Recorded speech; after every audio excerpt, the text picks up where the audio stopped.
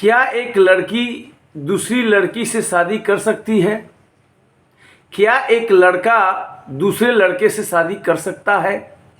जी हाँ, यह एक ऐसा विषय जो शादी विवाह यानी मैरिज से संबंधित है। आज देश की सर्वोच्च अदालत ने विवाह के विषय पर सुप्रीम फैसला दिया है और आज मैं सुप्रीम कोर्ट को धन्यवाद देना चाहूँगा कि विवाह जैसे संस्कार और परंपरा के संस्था को आज नष्ट होने से सुप्रीम कोर्ट ने बचा लिया है। और सुप्रीम कोर्ट ने ये जो विवाह जैसी संस्था है उसको सुप्रीम कोर्ट से ही बचा लिया है।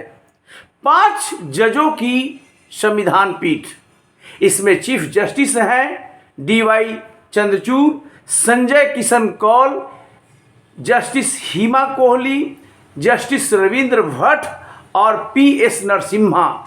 5 जज इस बात पर विचार करने के लिए 18 अप्रैल से 11 मई तक, इतने दिनों तक सुप्रीम कोर्ट के 5 तेज तर्रार जज इस बात के लिए बैठे कि क्या समलैंगिक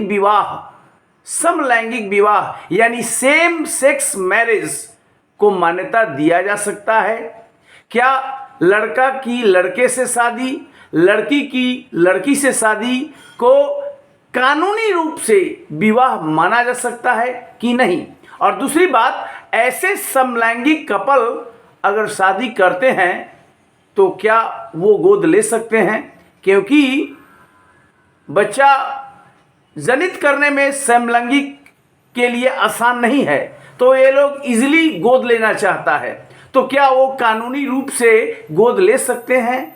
आज ये विषय है। कल्पना कीजिए कि अगर समलैंगिक विवाह को मान्यता मिल गई तो जो सदियों से चला आ रहा है वैदिक एज से, और राम सीता का विवाह और तमाम हम लोगों ने जो सुनते हैं, विवाह को एक संस्कार मानते हैं हिंदू धर्म में, अग्नि के चारों तरफ 7 फेरे लेने की बात आती है, और जो विशेष विवाह अधिनियम है स्पेशल मैरिज एक्ट, वो भी समलैंगिक विवाह को मान्यता नहीं देता है।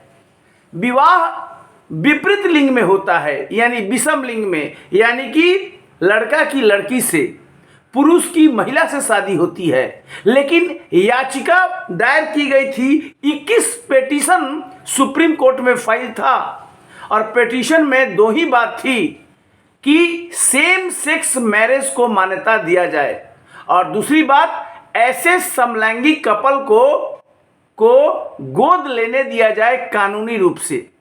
मैं बता दूं, 5 जजों में 4 जजों ने सुप्रीम कोर्ट के अलग अलग फैसला दिया। कितना डिफिकल्ट ये मैटर था। सबसे पहले चीफ जस्टिस ने, लेकिन जैसा कि आप जानते हैं सुप्रीम कोर्ट का फैसला बहुमत का फैसला होता है, तो बहुमत 3-2 से बहुमत का फैसला हुआ। जो सुप्रीम कोर्ट का फैसला हुआ उसने कहा, सबसे इंपॉर्टेंट बात कहा, समलैंगिक विवाह सेम सेक्स मैरिज नो, यानी कि समलैंगिक विवाह को कानूनी मान्यता सुप्रीम कोर्ट नहीं देगा। अगर ऐसा देता तो फिर जो विशेष विवाह कानून था स्पेशल मैरिज एक्ट 1956, उसके प्रावधान को रद्द करना पड़ता, क्योंकि वह सेम सेक्स मैरिज को मान्यता नहीं देता है।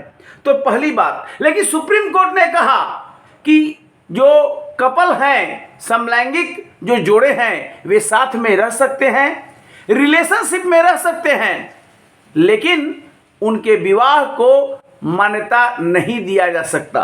दूसरा इंपॉर्टेंट बात, सुप्रीम कोर्ट ने क्या कहा, 3-2 से जो अंततः वैलिड हुआ, लीगल फैसला हुआ कि समलैंगिक को विवाह माना जाए या नहीं, ये न्यायपालिका नहीं तय करेगा। ये तय करने का कार्य विधायिका का है। पार्लियामेंट हुआ या राज्य की विधायिका हुई, ये तय करे कि समलैंगिक विवाह को कानूनी मान्यता विधायिका देती है कि नहीं देती है। कोर्ट का काम फैसला सुनाना है, कोर्ट कानून नहीं बना सकता। तो ये दूसरी इंपॉर्टेंट बात है। तीसरी इंपॉर्टेंट बात सुप्रीम कोर्ट ने कहा, जो बहुत गौर करने वाली बात है, कि विवाह करने का अधिकार संवैधानिक अधिकार नहीं है। विवाह करने का अधिकार कॉन्स्टिट्यूशनल राइट नहीं है और न ही यह मूल अधिकार फंडामेंटल राइट है जिसके लिए रिट जारी किया जा सके। सुप्रीम कोर्ट ने कहा कि विवाह का अधिकार, राइट टू मैरिज, एक सांविधिक अधिकार है, यानी स्टैट्यूटरी राइट है, जो कि लॉ से उसको राइट मिलता है, लेकिन संवैधानिक रूप से इसको मान्यता, संविधान में मान्यता नहीं दी गई है और न ही यह मूल अधिकार है। और चीफ जस्टिस इसको बता रहे थे कि यह आर्टिकल 21 का अभिन्न अंग है। तो ये इंपॉर्टेंट बात है। हाँ, सभी न्यायाधीशों ने, पांचों ने ये माना कि केंद्र एक हाई पावर्ड कमेटी बनाए और जो ये फैसला करे कि जो ट्रांसजेंडर हैं, जो समलैंगिक हैं, उनके राइट्स क्या हैं और उनको क्या क्या विभिन्न कानूनों के तहत सुविधाएं मिलनी चाहिए। तो ये इम्पोर्टेंट बात है। सबसे इम्पोर्टेंट बात है LGBTQ। ये सब लोग जानते हैं और डॉक्टर लोग भी बोलता है मेडिकल साइंस में कि हार्मोनल डिसऑर्डर है। हार्मोनल डिसऑर्डर, अगर एक लड़का के अंदर लड़की जैसी भावना आ रही है, एक बॉय है, एक लड़का है और उसके अंदर फीलिंग हो रही है कि मैं लड़की हूँ, और वो चोटी बनाना शुरू कर देता है, बिंदी लगाना शुरू कर देता है, नाक में पहनना शुरू कर देता है, कान में पहनना शुरू कर देता है, ये हार्मोनल डिसऑर्डर है। और एक लड़की को फील होता है कि मैं तो लड़का हूँ और वो लड़कों जैसा सारा काम करने लगे। तो हार्मोनल डिसऑर्डर मेडिकल साइंस में एक स्थापित बीमारी है जिसका इलाज होता है। अगर धर्म ग्रंथों की दृष्टि से अगर आप देखें तो इसको विकृति माना गया है। चीफ जस्टिस बोल रहे थे कि ये नेचुरल है, बट जब संस्कृति की बात आती है, जब हिंदू सभ्यता की बात आती है, तो क्या कहा जाता है कि ये जो है संस्कृति जो है, जो संस्कार है, उसको नष्ट करके कानून को इजाजत नहीं दी जा सकती है। जस्टिस रविंद्र भट्ट ने कहा कि जब राज्य नहीं था, जब संविधान नहीं था, तभी विवाह था। विवाह तो हजारों हजार वर्ष पहले से चला आ रहा है। विवाह का अधिकार तो है, लेकिन राज्य उसको राइट और रंग कैसे कर सकता है, सबसे बड़ी बात है। तो इसीलिए ये हेट्रोसेक्सुअल यानी विपरीत लिंगों में जो विवाह की जो परंपरा है वो एक स्थापित परंपरा है और वो समाज इसको एक्सेप्टेबल मानता है, नेचुरल अट्रैक्शन होता है। लेकिन LGBT जो होता है, जो एक इस तरह का उनका जो रिलेशनशिप में जो आ जाते हैं कपल, लड़का लड़का के साथ रह रहा है, लड़की लड़की के साथ रहता है और जीवन भर रहने का जो संकल्प लेता है, अब वो मांग कर रहे थे कि हमको विवाह करने दिया जाए, हमको बच्चा लेने दिया जाए। ये LGBTQ है। L क्या होता है? लेस्बियन। L से लेस्बियन होता है। गे होता है, दूसरा चीज होता है। लेस्बियन क्या होता है? और गे यानी लेस्बियन होता है जो पुरुषों में होता है, महिलाओं में होता है। पुरुषों का उसमें गुण आ जाता है महिला में, वो लेस्बियन है। जो गे होता है वो ये महिला में होता है, और जो गे होता है वो जो होता है पुरुष होता है। ऐसा गे पुरुष को कहते हैं जिसमें महिला का गुण आ जाए। LGB बायोसेक्सुअल है, मतलब एक ऐसा है जो नर और नारी दोनों के गुण रखता है, बायोसेक्सुअल। LGBT ट्रांसजेंडर है। LGBTQ क्वीर को बोला जाता है। हालांकि ऐसे लोग हजारों हैं और मैं बता दूं विश्व इसको मान्यता भी देता है। जैसे ऑस्ट्रेलिया हुआ, जर्मनी हुआ, अर्जेंटीना हुआ, अमेरिका हुआ, इंग्लैंड हुआ, स्कॉटलैंड हुआ, कुल 34 देशों में ट्रांसजेंडर शादियों को मान्यता दी गई है। लेकिन भारत एक धर्म प्रधान देश है। संस्कृति और संस्कार को नष्ट करके सुप्रीम फैसला देने से कुछ नहीं होगा। इसीलिए आज सुप्रीम कोर्ट की मैं बताऊंगा, आज सुप्रीम कोर्ट से ही जीत गया है। 3-2 से फैसला हो रहा था। और अगर आप चीफ जस्टिस DY चंद्रचूड़ की जजमेंट के अंशों को लाइव सुन रहे होंगे तो आपको लग रहा होगा कि उनकी दिली इच्छा थी कि LGBT के शादी को मान्यता दे दी जाए, उनको गोद लेने को अधिकार दे दिया जाए। लेकिन इससे कितना सामाजिक लॉस होता, क्योंकि पश्चिमी आदर्श को भारतीय समाज पर आप थोप नहीं सकते। देखिए, हमारे जो चीफ जस्टिस हैं बेहतरीन इंसान हैं, लॉ के जानकार हैं, लेकिन उनकी जो परवरिश है और उनका जो एजुकेशन है वो पाश्चात्य सभ्यता से ज़्यादा ओतप्रोत है।